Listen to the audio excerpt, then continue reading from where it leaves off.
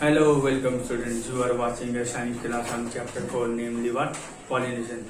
So this is our third class of this chapter. Okay. So now today I will discuss on the pollination. हम आज बात करेंगे pollination के बारे में. उससे पहले हमने किसके बारे में बात किया था? फ्लावर के ऊपर में, फूल के बारे में.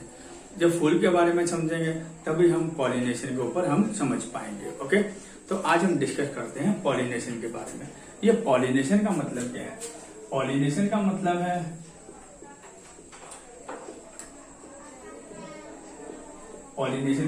है transfer of pollen grain from anther to stigma of same plant of same flower or different flower of same plant or different plant. Pollination का मतलब है ट्रांसफर. किसका ट्रांसफर होना? पॉलिन ग्रेन का. तो पॉलिन ग्रेन का ट्रांसफर कहाँ से होगा? पॉलिन ग्रेन कहाँ होती है? एंथर में, यानी कि मेल पार्ट में. तो पॉलिन ग्रेन का ट्रांसफर होता है फीमेल पार्ट में, यानी कि स्टिग्मा में. ओके. जब वो स्टिग्मा में ट्रांसफर होता है, चाहे वो एक ही फूल में हो, चाहे वो अलग अलग फूल में हो. अलग अलग फूल में चाहे वो पौधा एक ही हो, चाहे अलग अलग पौधा हो, तभी हम उसको क्या कहेंगे? पॉलिनेशन. ओके. तो पॉलिनेशन दो तरह के होते हैं. Pollination are of two type. What are they? Number 1 हम बोलेंगे सेल्फ पॉलिनेशन. नंबर 2 बात करेंगे cross pollination. Okay.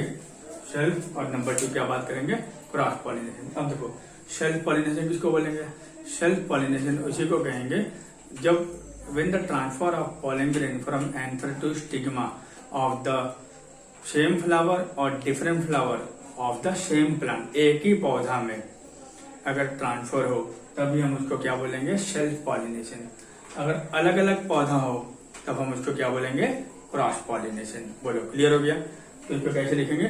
The transfer of pollen grain from anther to stigma of same flower or different flower of the same plant is said to be what? Self pollination. Cross pollination किसको बोलेंगे? The transfer of pollen grain from anther to stigma of the different flower of different plant. अलग अलग फूलों में, अलग अलग पौधों में जब ट्रांसफर हो तभी हम उसको क्या कहेंगे? Cross pollination.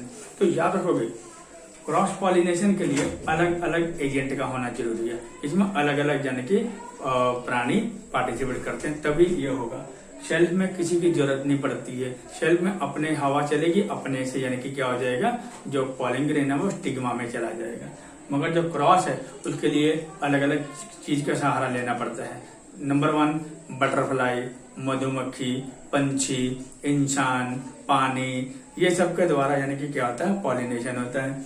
तो ऐसे कौन कौन से एजेंट हैं? नंबर 1, अगर पॉलिनेशन पानी के द्वारा हो, when the pollination take place with the help of water, तो इसको बोलेंगे हाइड्रोफिलस. ओके. अगर pollination take place by animal, अगर एनिमल के द्वारा पॉलिनेशन हो तो उसको हम लोग कहेंगे जूफिलस. अगर हम बात करेंगे हवा के द्वारा हो तब हम उसको बोलेंगे एनिमोफिलस. अगर हम बात करेंगे इंसेक्ट के द्वारा हो तो उसको हम लोग बोलेंगे इंटमोफिलस. अगर हम बात करेंगे पंछियों के द्वारा हो तो इसको हम लोग क्या कहेंगे? ऑर्निथोफिलस. अब याद रखना, ये आपको समझ में आ गया.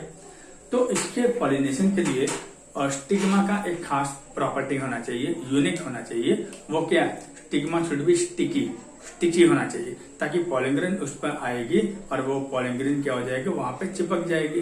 तब जाके क्या हो जाता है? पॉलिनेशन सफल हो जाती है, जिसका नतीजा क्या होता है? फर्टिलाइजेशन होता है. ओके. तो इसका जो प्रोसेस है वो हम नेक्स्ट क्लास में बात करेंगे.